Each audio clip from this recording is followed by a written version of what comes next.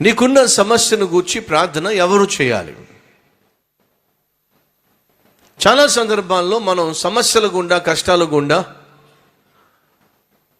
అనేక ఇరుకు ఇబ్బందుల గుండా, వ్యాధి బాధల గుండా, ఆర్థిక సమస్యల గుండా వెళుతున్నప్పుడు మనం పాస్టర్స్ దగ్గరకు వెళ్ళి, సేవకుల దగ్గరకు వెళ్ళి, బోధకుల దగ్గరకు వెళ్ళి ప్రార్థనా సహాయం కోరుతూ ఉంటాం. అలా ప్రార్థనా సహాయం కోరటం మంచిదే.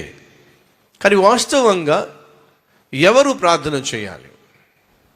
ఉదాహరణకి అనారోగ్యంతో బాధపడుతున్నారు, హాస్పిటల్కి మీరు వెళ్ళారు, డాక్టర్ గారు మీ యొక్క ఆరోగ్య పరిస్థితిని చూసి మందులు ఇచ్చాడు.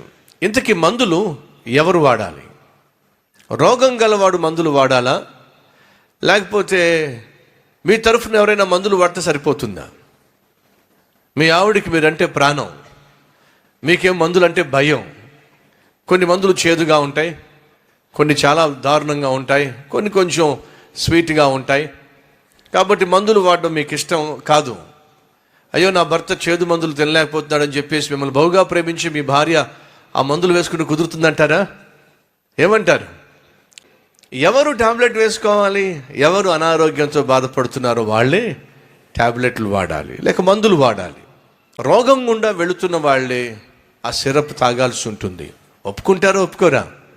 ఎందుకని? ఆ రోగం యొక్క తీవ్రత ఏమిటో, ఆ రోగం వల్ల బాధ ఏమిటో భరిస్తుంది వాస్తవంగా నువ్వు. భరిస్తున్న నీకే తెలుసు దాని బాధ ఏమిటో.